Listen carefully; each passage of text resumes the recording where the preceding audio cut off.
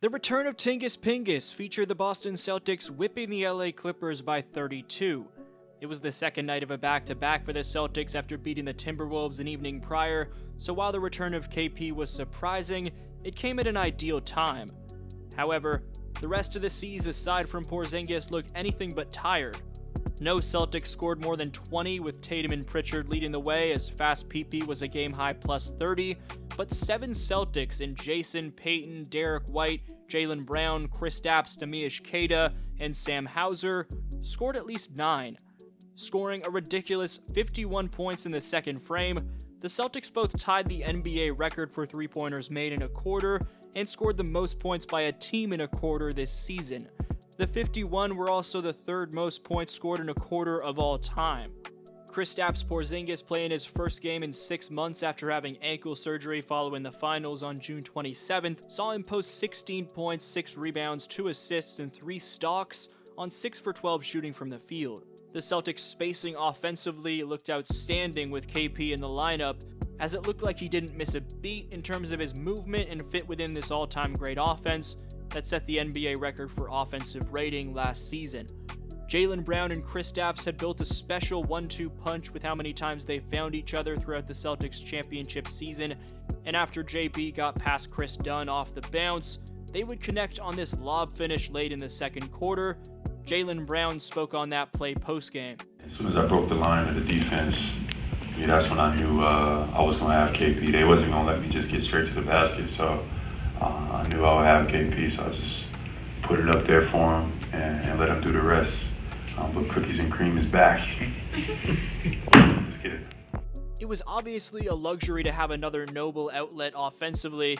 D. White and Holiday were filling in admirably as the third and fourth guys, but the already scary number 1 contending Celtics got their third 20-plus point per game scorer back, who's an elite screen-setting 7'3" demon that can let it fly from 30 and take it off the dribble, all while being able to shoot over the top of smaller defenders in traffic and score at an efficient rate around the basket. That said, KP's biggest endowment will come defensively. The Celtics ranked 27th in opponent points per game, but with Porzingis, they're bound to move up in the ranks in that category. Kristaps was credited with 2 blocks against the Clippers, but was changing shots around the basket from the moment he checked in. With the shot clock winding down, after accounting for Zubats in the paint, and then rotating over to stuff Chris Dunn with 2 hands and catching his block, first Jaylen Brown, and then the resting Al Horford would react by strapping in air seatbelts to articulate how Kristaps was helping buckle things down. Kristaps spoke on how he felt after his rehab process. Yeah, I felt great. Obviously, it was a pretty, not super long, but it was a long rehab. And I was itching to get back out there with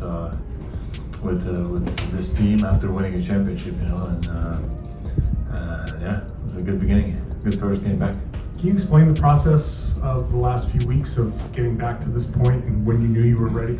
Yeah, honestly, I started to feel pretty good, I would say almost a month ago, I would say the whole rehab I was ahead of it all the time. I was itching to do more, start more, sprints, this, contact, one-on-one. So I was always like asking the medical staff to do more. But I was still smart, and we completed all the stages to get to this point. And I told them once I'm, if you guys give me the green light and I can start playing, there's, I want to do it as soon as possible. So that was it. And got here maybe even a month early, and it's good to be back out there.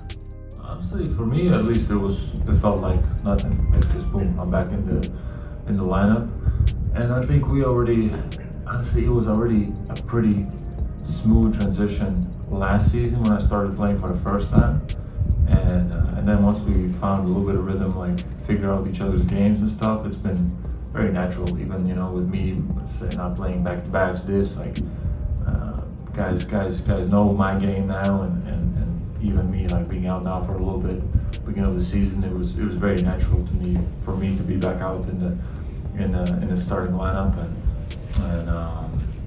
yeah, that's it pretty much. Before Porzingis' return, Jason Tatum spoke on Kristaps nearing it, saying, "You saw it last year. It's like having a cheat code." Given that KP posted his 16 points in merely 23 minutes after 6 months off, without the luxury of a training camp or a preseason to get accustomed to the speed of the game, what Tatum said was spot on. After Porzingis' return, Jaylen Brown touched on the emotional uplift of having the team's starting center back in action, saying, "KP is a legend. You see his walkout? That's just him. He definitely brings that swagger to our team, that energy." Regarding the cookies and cream connection, Brown went in depth on that as well. What does he unlock with you? What is it about you two that just gets you those extra little plays? I think just KP, he's always looking for me. You know, I used to get a back cut multiple, every game, easy baskets that just help get you going. You know, I don't think I maybe got one or two this whole season. But KP coming back, I get one in the first play. He's back. He's looking for you. He's looking for me. Looking to give me easy ones. I'm looking to get him easy ones, and that translates to rhythm. That translates on defense. So shout out to KP. One of the men who was most responsible for helping the Celtics to a 14-3 record prior to the return of Kristaps Porzingis, and who didn't get enough credit for what he did, was Neemias Queta. Leading up to Monday night, Neemi had posted 5 outings where he'd recorded double-figure scoring.